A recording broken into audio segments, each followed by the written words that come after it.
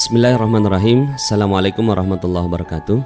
Alhamdulillah tsumma alhamdulillah wa ala alihi wa sahbihi wa walah wa la haula wa la quwata illa billah. Suatu hari saya bersama dengan teman-teman, waktu itu ber-12, datang ke seorang katakanlah guru spiritual. Lalu kemudian ketika sedang berbicara seperti itu, ada seorang teman saya yang bicara, bertanya kepada sang kiai. Pertanyaannya sederhana sekali. Kiai, kenapa sih hidup ini penuh krisis, banyak orang miskin, ngantri BBM gitu. Kepala saya saat itu berpikir banyak sekali logika. Oh mungkin karena A, oh mungkin karena B, C dan seterusnya. Dan secara penasaran saya ingin tahu sekali apa kira-kira jawaban sang kiai. Ternyata tidak seperti dugaan saya. Luar biasa bagi saya. Karena dengan santainya sang kiai ini menjawab, sebenarnya tujuan kita diciptakan oleh Allah Subhanahu wa Ta'ala. Allah gak pengen buat kita miskin. Allah gak pengen kita ngantri BBM. Allah gak pengen kita hidup susah. Bahkan sebaliknya, Allah Subhanahu wa Ta'ala menciptakan kita hanya dengan dua tujuan. Yang pertama dimuliakan, yang kedua dimanja. Subhanallah. Saya berpikir dengan kalimat kata-kata dimuliakan dan dimanja. Sampai sekarang kata-kata dimuliakan dan dimanja itu terus-menerus terngiang-ngiang dalam pikiran saya. Ketika Allah Subhanahu wa Ta'ala menciptakan Nabi Adam, maka diperintahkan kepada seluruh makhluk Allah Subhanahu wa Ta'ala untuk sujud kepada Nabi Adam alaihissalam. Lalu kemudian setelah sujud, ya, malaikat tunduk kepada Nabi Adam, lalu kemudian diletakkan di surga oleh Allah Subhanahu wa Ta'ala, dimanja oleh Allah Subhanahu wa Ta'ala. Apa yang diinginkan ada. Ingin spaghetti, cring datang spaghetti. Ingin bakso, cring datang bakso, ya. Apa yang terfikir dan terlintas di benak, lalu kemudian Allah Subhanahu wa Ta'ala langsung wujudkan. Itulah sebenar-benarnya kehidupan yang Allah Subhanahu wa Ta'ala inginkan kepada kita semua, kata sang kiai. Dimuliakan dan dimanja. Bukan hanya Nabi Adam yang dimuliakan, tapi juga walaqad karramna bani Adam, juga dimuliakan keturunan-keturunan Adam. Lalu kemudian apa kata sang guru ini, ya? Dia bilang karena satu dosa yang dilakukan oleh Nabi Adam, akhirnya hidupnya dipersulit oleh Allah Subhanahu wa Ta'ala. Jangan makan buah khuldi, ternyata malah dimakan buah khuldinya. Lalu kemudian akhirnya turun ke bumi, ya. Ketika ingin sesuatu, spaghetti, nggak datang-datang tuh spagettinya. Lalu kemudian dikatakan ini bumi, ini dunia, engkau harus berusaha, itu ada pohon, datang, panjat, petik, kupas, masak, baru makan. Lebih susah hidupnya, ya. Yang tadinya tinggal pesan, lalu kemudian sekarang dia harus berusaha. Lalu apakah dosanya manusia berhenti? Tidak, dosa terus manusia. Tak berhenti manusia berbuat dosa. Akhirnya sekarang gak boleh metik, nanem sekarang.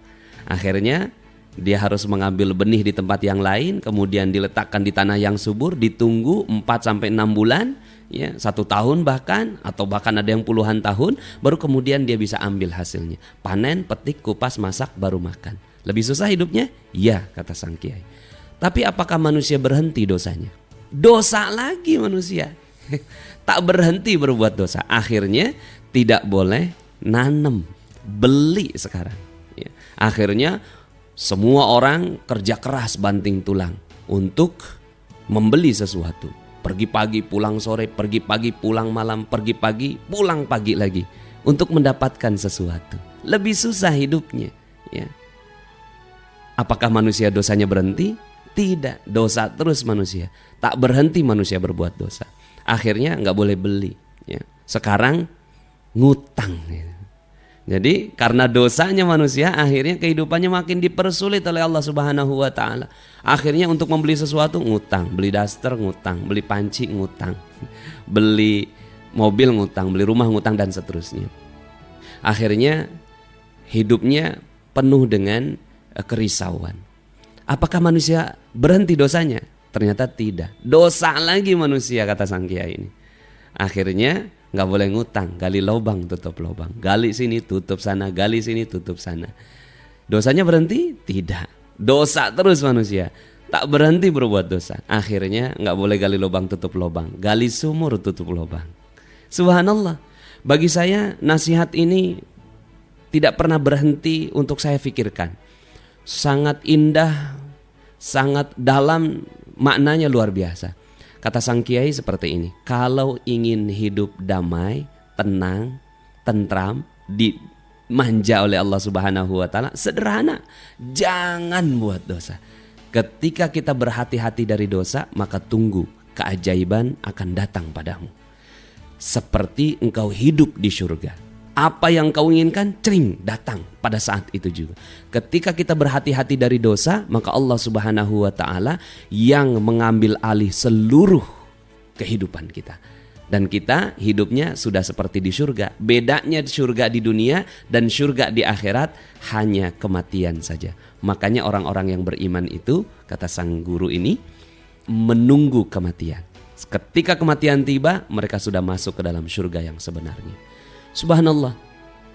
Kalimat ini terus-menerus saya pikirkan dan terus-menerus menjadi renungan bagi saya terhadap apa-apa yang terjadi dalam kehidupan saya. Dan ternyata benar. Saya sampai pada kesimpulan bahwa apa-apa yang datang pada diri saya, dan saya yakin apa-apa yang datang pada diri Anda, jika Anda sudah masuk ke dalam zona Allah Subhanahu wa taala, maka seluruhnya adalah urusan Allah Subhanahu wa taala, karena kita telah berhati-hati dari dosa. Semakin kita berhati-hati dari dosa, semakin ada keajaiban yang muncul. Ada satu peristiwa, waktu itu saya di Malaysia begitu, menjadi katakanlah pendatang haram ya, TKI ilegal pada saat itu di Malaysia. Istri dapat kuliah S2, saya jaga rumah lah begitu ya, untuk kehidupan beberapa lama. Lalu kemudian saat itu istri sedang hamil, lalu kemudian ngidamnya sayur, tiap hari beli sayur begitu. Saya membeli sayur cukup jauh. Dan kemudian impian pengangguran sederhana, ya Allah enak banget nih kalau punya kulkas gitu. Jadi saya tidak perlu beli sayur tiap hari. Terus begitu, pikiran saya pengen kulkas begitu ya. Dan berkahnya pengangguran, ya dekat sama Allah gitu. Setiap azan datang ke masjid, ya mendoakan sekaligus juga ngadu, ya Allah nih kapan selesai penganggurannya. Kemudian pada saat itu, saat sholat zuhur, saya masuk ke dalam masjid, lalu kemudian berdoa seperti biasa. Doa saya, doa yang lazim, Rabbana atina fid dunya hasanah wa fil akhirati hasanah wa qina adzabannar. Tapi hati itu kulkas, ya Allah, kulkas, ya Allah, kulkas begitu. Lalu kemudian ketika keluar dari masjid, ternyata ada kulkas dibuang. Subhanallah, kaget betul saya. Dan saat itu, kejadian itu terjadi jauh sebelum nasihat sang kiai. Ketika sang kiai ini bercerita tentang berhati-hati terhadap dosa, ada keajaiban yang datang, baru kemudian saya review semua kehidupan saya. Oh ternyata ada satu episode tentang keajaiban Allah Subhanahu wa taala yang datang instan saat itu. Lalu kemudian saya datangi itu kulkas. Di Malaysia kalau mereka pengen ganti perabotan, tinggal letakkan di depan, baru kemudian silahkan dipungut oleh siapa saja yang masih menginginkan barang itu. Ya, dan ketika itu ya cukup rebutan lah dengan teman-teman Bangladesh, India dan teman-teman yang sesama Indonesia begitu ya. Jadi waktu itu kita disebutnya sebagai Perhimpunan Pemulung Indonesia, bukan Perhimpunan Pelajar Indonesia. Lalu kemudian ketika saya lihat kulkas itu, saya buka, ternyata masih dingin. Subhanallah, berarti baru dibuang. Lihat kanan kiri, oh nggak ada orang Bangladesh gitu. Lalu kemudian akhirnya saya telepon teman saya, Pak Dodi ada kulkas dibuang. Jumlah tariklah, akhirnya kita tarik tuh kulkas, nyala di rumah. Subhanallah. Lalu kemudian saya pikir, subhanallah, betul sekali kata-kata sang kiai ini. Berhati-hati dari dosa membuat ada keajaiban yang datang. Saya juga manusia biasa yang kadang dosa, kadang taubat lagi, kadang dosa lagi, kadang taubat lagi. Dan ternyata ketika pada saat taubat itulah, ketika saat-saat berhati-hati dari dosa itulah keajaiban datang. Dan sebaliknya, ketika terlena dalam kehidupan, terlena dalam dosa, kehidupan dipersulit oleh Allah Subhanahu wa taala. Itu yang saya alami. Suatu saat juga ada satu tanah besar di dekat rumah saya. Saat itu, waktu itu masih kontraktor atau ngontrak sana sini. Ada satu tanah yang cukup besar. Cuma saya pikir nih siapa yang punya? Sayang sekali nih tanah dibiarkan begini saja. Lalu kemudian ternyata ada Pak Lurah datang kepada saya. Pak Nas, ini tanah mau dijual, mau beli nggak? Oh ya Pak, kalau gitu antarkan saya Pak ke pemilik tanahnya. Akhirnya datanglah saya ke pemilik tanah itu. Pas hari pertama datang, saya tanya kepada sang pemilik tanahnya itu, Pak Haji, emang tanahnya mau dijual? Ya iya emang, kalau harganya cocok. Ya. Terus kemudian dia bilang, cuma saya sekarang nggak tahu nih sertifikatnya di mana. Loh kok begitu Pak Haji? Iya, 1 lemari sertifikat semua. Subhanallah. Saya diantarkan ke seorang tuan tanah ternyata. Akhirnya lu datang lagi dah minggu depan katanya. Akhirnya saya datang lagi minggu depannya. Ternyata di mejanya sudah disiapkan 18 sertifikat yang mau saya beli. Lalu kemudian dikatakan, nih 18 sertifikatnya udah ada, bawa dah. Bayarnya gimana Pak Haji? Waktu itu betul-betul lugu. Saya belum tahu tentang bagaimana jual beli tanah yang terbaik dan seterusnya. Waktu itu juga belum ada dana yang pas untuk membeli tanah itu. Bayarnya gimana Pak Haji? Emang lu punya duit? Kata sang pemilik tanah ini. Enggak Pak Haji. Ya udah bawa sana. 1 sen pun tidak keluar saya untuk membawa itu sertifikat. 18 sertifikat saya bawa, saya gadang-gadang. Akhirnya saya tulis di atas kertas, nih saya bawa sertifikat ABCDE, saya tanda tangan di atas materai. Subhanallah. Akhirnya itu tanah menjadi perumahan Orchid Residence yang alhamdulillah saya juga tinggal di atas tempat itu. Subhanallah. Ada satu kisah lagi yang bagi saya unik luar biasa. Ketika di Malaysia itu ada satu hutan kota atau hutan bandar yang digratiskan kepada siapa yang masuk. Nah, ada satu kolam renang yang gratis, karena gratisnya itulah maka saya datang ke sana, pengangguran biasa. Lalu anak saya senang sekali untuk bermain di kolam renang itu. Dia tiap datang ke sana bergembiralah begitu. Saking terobsesinya saya melihat kolam renang yang gratis itu, saya gambar itu kolam renang sedetil-detilnya. Sampai ada lumba-lumbanya, ada air yang keluar dan seterusnya. Lalu kemudian saya tempel di atas ruang makan, meja makan saya di rumah yang sangat sederhana waktu di Malaysia itu. Kemudian istri saya bilang, malu Bi, nanti kan banyak orang yang melihat gitu. Cuma dalam hati saya memang nggak tahu kenapa saya pengen sekali. Itu terjadi ketika saya di Malaysia. Tapi ternyata subhanallah, sekian tahun kemudian di beberapa perumahan saya, alhamdulillah sekarang ini akan dibangun perumahan muslim yang ada kolam renang muslimnya. Nggak pernah terfikir saya dulu pada saat di Malaysia itu ingin sekali saya membuat kolam renang seperti itu. Tapi ternyata alhamdulillah di beberapa perumahan yang saya buat, insya Allah akan dibuat kolam renang muslim. Dan setelah itu saya berpikir apapun yang terjadi ternyata seluruhnya terjadi dengan rumus ini. Waktu itu ada juga, saya berpikir indah sekali kalau seandainya perumahan yang saya buat, Orchid Realty di Depok, diliput oleh televisi atau diliput oleh media. Hanya begitu yang saya pikirkan. Tapi ternyata subhanallah, setelah itu datang Metro TV ingin meliput kita. Subhanallah. Saya pikir kok bisa gitu Metro TV datang. Akhirnya diliput oleh Metro TV dan pada saat itu kita disebut sebagai Indonesia's First Islamic Property Developer atau developer syariah pertama di Indonesia. Kita tidak pernah menginginkan atau juga merancang diri kita sebagai developer syariah pada saat itu. Tapi ternyata disebutkan sebagai developer syariah pertama di Indonesia. Kemudian disiarkan dalam Indonesia Now di Metro TV dan setelah itu Metro TV datang lagi, kemudian TVRI datang, lalu kemudian media-media ISQ Magazine, Sabili, Hidayatullah dan berbagai macam media, ada eksekutif, majalah properti, majalah marketing itu datang dan meliput kita. Dan ini salah satunya juga Mas Ipo Santosa yang meminta saya untuk merekam di ruang ini. Subhanallah. Akhirnya saya menjadikan ini sebagai sebuah kesimpulan harga mati bagi saya, bahwa kunci kesuksesan seseorang itu berdasarkan pertama berhati-hati dari dosa. Ketika dia berhati-hati dari dosa, sekuat tenaga, saya yakin saya juga pribadi adalah manusia biasa dan saya yakin kita semua juga diciptakan oleh Allah Subhanahu wa taala memang untuk kehidupan yang seperti ini. Yang berbuat dosa, taubat lagi, dosa, taubat lagi. Semakin banyak kita bertaubat kepada Allah Subhanahu wa taala, semakin kita berhati-hati dari dosa, maka semakin banyak keajaiban yang datang pada kita. Semakin kita jauh dari Allah Subhanahu wa taala, berbuat dosa terhadap siapapun, terutama kepada orang tua, kepada keluarga, kepada istri, kepada anak, maka siap-siap kita semakin jauh dari Allah Subhanahu wa taala dan semakin jauh dari keajaiban-keajaiban Allah Subhanahu wa taala. Itu yang saya simpulkan. Karena bisa jadi misalnya banyak orang yang saya berbuat dosa tapi kehidupan saya normal-normal saja. Bisa jadi karena Allah Subhanahu wa taala memang tidak menginginkan orang yang seperti ini untuk masuk ke dalam surganya Allah dan dibalas semua di dunia, selesai. Allah tidak punya hutang.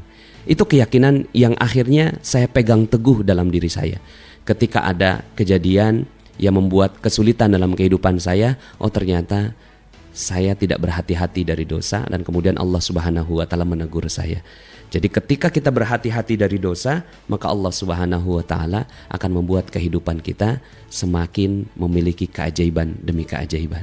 Sebagaimana kita hidup di surga tanpa adanya dosa, maka begitulah seharusnya kehidupan kita di dunia. Apa yang kita inginkan datang pada saat itu juga. Apa yang kita pikirkan ketika memang itu selaras dengan keinginan Allah Subhanahu wa taala, maka mudah bagi Allah Subhanahu wa taala. Allah Subhanahu wa taala berfirman dalam surat An-Nur ayat 55, A'udzubillahi minasyaitonirrajim. Wa'adallahu alladhina amanu minkum wa 'amilus salihati la yastakhlifannahum fil ard kama istakhlafal ladzina min qablihim wa la yubaddilannahum min ba'di khaufihim amna ya'budunani la yusyrikuna bi syai'a. Allah Subhanahu wa taala berfirman, Allah berjanji kepada orang-orang yang beriman dan beramal soleh di antara kalian bahwa Allah Subhanahu wa taala akan menaikkan derajat kalian semua, akan meninggikan derajat kalian semua ketika beriman dan beramal soleh, sebagaimana Allah Subhanahu wa taala telah meninggikan derajat orang-orang yang beriman sebelum kamu. Dan kemudian dijadikan kehidupan ini aman, ya'budunani la yusyrikuna bi syai'a. Mereka semua menyembah Allah Subhanahu wa taala dan tidak mempersekutukan Allah dengan yang lainnya. Karena sebab itulah Allah Subhanahu wa taala muliakan dan tinggikan para sahabat Nabi. Dalam sebuah fakta sejarah dalam buku Fikih Ekonomi Umar bin Khattab radhiyallahu an, Dr. Jaribah menyampaikan sebuah data bahwa kekayaan Umar bin Khattab radhiyallahu an ketika beliau meninggal dunia dihitung warisannya 70.000 ladang pertanian. Jika dikalikan dengan harga pertanian pada saat itu 160 juta per ladang pertanian, maka kekayaannya Umar bin Khattab 11,2 triliun rupiah. Dan penghasilan per bulannya 233 miliar per bulan. Subhanallah, sebuah angka yang luar biasa. Tapi demikian kayanya Umar bin Khattab radhiyallahu an, 2 lauk sudah terlalu berlebihan untuk Umar. Kehidupan produksinya menggunakan jalan-jalan Allah Subhanahu wa taala. Kehidupan konsumsinya juga memilih jalan Allah Subhanahu wa taala. Maka sekarang pertanyaannya, apakah Anda semua menginginkan jalan-jalan Allah Subhanahu wa taala untuk menjadi jalan mencari rezeki? Yang sekarang ini terfikirkan di saya betapa Indonesia ini butuh kedekatan kepada Allah Subhanahu wa taala dalam upaya mereka mencari rezeki. Salah satu dosa yang mungkin saya mengajak para pendengar semua untuk sama-sama bertaubat adalah bagaimana cara kita mendapatkan keuangan permodalan, keuangan dalam mengelola rezeki kita, dalam mengelola keuangan kita. Apakah kita peroleh dengan cara ribawi atau dengan cara syariah? Yang saya yakini adalah ketika kita berhati-hati dari ribawi, ketika kita berhati-hati dari manipulasi, ketika kita berhati-hati dari hal-hal yang diharamkan oleh Allah Subhanahu wa taala dan memilih jalan syariah, maka insya Allah Allah Subhanahu wa taala buka seluruh pintu rizki pada kita. Mungkin jalannya panjang, mungkin jalannya masih jauh, tapi insya Allah sesuai dengan pengalaman yang saya rasakan dan saya yakin dalam buku yang insya Allah diterbitkan oleh Mas Ipoh ini juga, Allah Subhanahu wa taala akan berikan kebahagiaan terbaik bagi kita. Demikian mungkin yang bisa saya sampaikan dalam kesempatan kali ini. Kebenaran datang hanya dari Allah Subhanahu wa taala dan sepatutnya lah kita mendatangi kebenaran itu ketika kebenaran itu datang, dan kesalahan hanya datang dari saya pribadi. Saya mohon doa dan restu dari Bapak Ibu semua yang mendengarkan rekaman ini. Insya Allah dalam tahun ajaran 2011 ini saya bersama dengan teman-teman akan membuat pesantren Hafiz Quran, pesantren yang berpandukan pada 3 kemampuan. Yang pertama life skill, entrepreneurship, dan tahfidz Quran. Mudah-mudahan upaya untuk menciptakan para generasi muda atau generasi baru yang memiliki kafaah atau kemampuan menghafal Al-Quran dan juga kemampuan entrepreneurship, semakin lebih baiklah dunia entrepreneurship kita di Indonesia. Untuk mengetahui lebih lanjut tentang materi-materi yang saya bawakan, silakan dibuka di situs www.spiritualpreneurship.com. Demikian, mohon maaf jika ada kesalahan. Billahi taufiq wal hidayah. Assalamualaikum warahmatullahi wabarakatuh.